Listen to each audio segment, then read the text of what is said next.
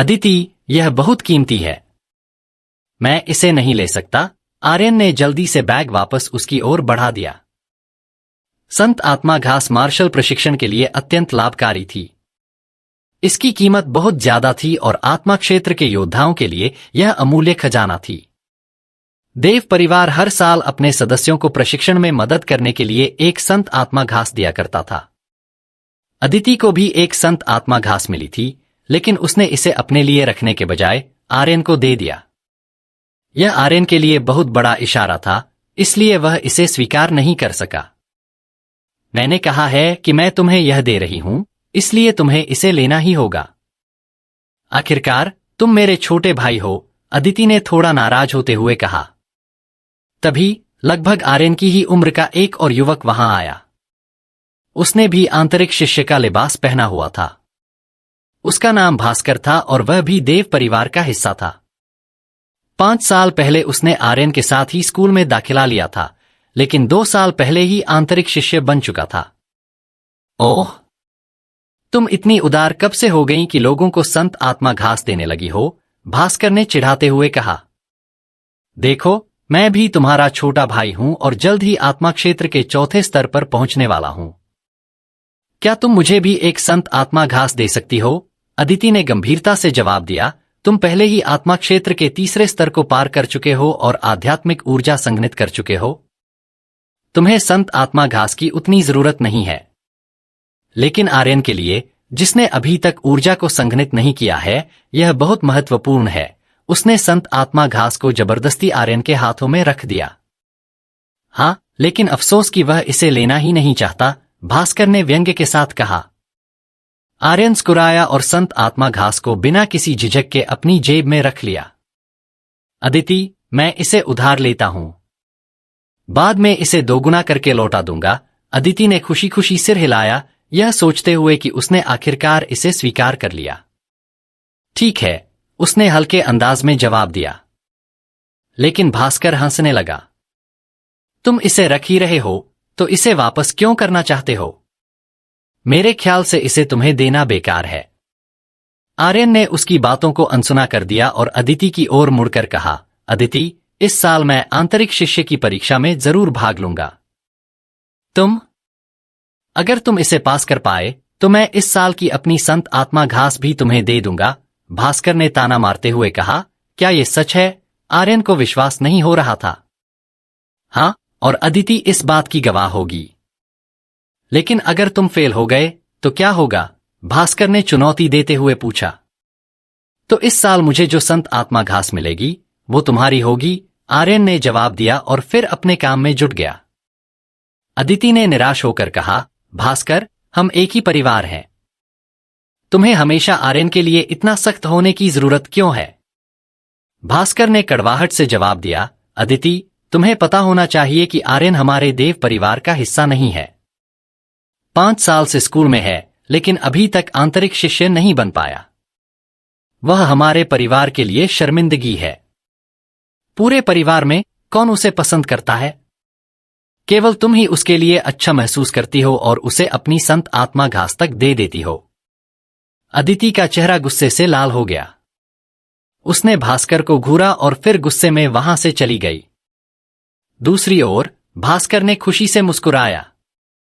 उसे विश्वास था कि इस साल आर्यन की संत आत्मा घास किसी भी हाल में उसकी होगी। रात के समय, जब सभी बाहरी शिष्य गहरी नींद में थे, आर्यन का कमरा अब भी रोशनी से जगमगा रहा था। वह अपने बिस्तर पर बैठा था और अदिति द्वारा दी गई संत आत्मा घास को हाथ में थामे हुए था। उम्मीद है कि ये तुम्हारी भूख मिटा सकेगी, उसने धीरे से बुदबुदाया। इसके बाद उसने अपनी आंखें बंद कर लीं, संत आत्मा घास को दोनों हाथों में कसकर पकड़ा और एक खास मुद्रा बनाई। तुरंत ही संत आत्मा घास की आध्यात्मिक ऊर्जा उसकी हथेलियों के जरिए उसके शरीर में प्रवेश करने लगी और उसके डेंटियन में इकट्ठा हो गई। उसी पल आर्यन के डेंटियन में कुछ चबाने की आवाज आई, जैसे कि कोई चीज खा रहा हो। अगर आप आर्यन के शरीर के अंदर देख पाते, तो आपको पता चलता कि उसके डेंटियन में बिजली की एक हल्की चमक मौजूद थी। वह बिजली 9 रंगों में चमक रही थी और हर रंग एक बड़े बिजली के जीव जैसा दिखता था। उस चमक से एक ऐसी भयानक आभा निकल रही थी, जो इस दुनिया की नहीं लग रही थी। आर्यन असल में देव परिवार का असली सदस्य नहीं था। वह देव परिवार के 5वें सदस्य बद्रीलाल का गोद लिया हुआ बेटा था। इस वजह से उसे हमेशा परिवार के भीतर एक बाहरी व्यक्ति की तरह समझा जाता था और कई बार उसका अपमान भी किया गया। लेकिन बद्रीलाल हमेशा उसकी रक्षा करते थे। अगर बद्रीलाल का समर्थन न होता तो शायद आर्यन को पहले ही परिवार से बाहर निकाल दिया गया होता। इस कारण आर्यन ने हमेशा बद्रीलाल का एहसान माना और कसम खाई थी कि वह एक दिन उनके लिए गौरव का कारण बनेगा और परिवार में सम्मान वापस लाएगा। 5 साल पहले, जब आर्यन केवल 10 साल का था, यह मार्शल आर्ट की ट्रेनिंग के लिए बिल्कुल सही उम्र थी। उसके अंदर खुद को साबित करने का जुनून था। उसे लगा कि यह उसका मौका है। लेकिन आर्यमान स्कूल में दाखिले के 1 महीने बाद ही उसके जीवन में कुछ ऐसा हुआ जो उसने कभी सोचा भी नहीं था। बिजली की एक रहस्यमय लहर उसके शरीर में दाखिल हो गई और उसके डेंटियन में समा गई। शुरू में आर्यन को लगा कि यह उसकी किस्मत चमक गई है। ट्रेनिंग में उसकी प्रगति आश्चर्यजनक थी। केवल 2 महीनों में वह आत्मा क्षेत्र के दूसरे स्तर पर पहुंच गया था। यह इतनी असामान्य गति थी कि उसने अपनी प्रगति को छुपाना ही बेहतर समझा। उसने चुपचाप अपनी ट्रेनिंग जारी रखी। लेकिन यह खुशी ज्यादा समय तक नहीं टिक पाई। अचानक उसके शरीर में बदलाव हुआ और उसकी साधना रुक गई। उसे आगे बढ़ने में परेशानी होने लगी और उसकी प्रगति पूरी तरह से थम गई। उसे जीवन भर की सबसे खराब प्रतिभा के रूप में देखा जाने लगा। उस रात आर्यन ने अदिति द्वारा दी गई संत आत्मा घास से अपना प्रशिक्षण शुरू किया। जब वह घास को अपनी ऊर्जा में बदल रहा था, उसकी गति असाधारण थी। आमतौर पर उसकी ताकत के साथ संत आत्मा घास को पचाने में 1 महीने का समय लगता, लेकिन वह इसे मिनटों में ही आधा कर चुका था। ऐसा लग रहा था कि उसका डेंटियन, जो कभी खाली गुफा जैसा लगता था, अब धीरे धीरे भरने लगा था। अचानक उसके हाथों में तेज रोशनी चमकने लगी और संत आत्मा घास का बाकी हिस्सा भी गायब हो गया। उसी समय आर्यन के डेंटियन में सब कुछ बदलने लगा। 9 बिजली के जानवर एक दूसरे के पास आकर आपस में जुड़ गए और एक गोली जैसी ठोस चीज में बदल गए।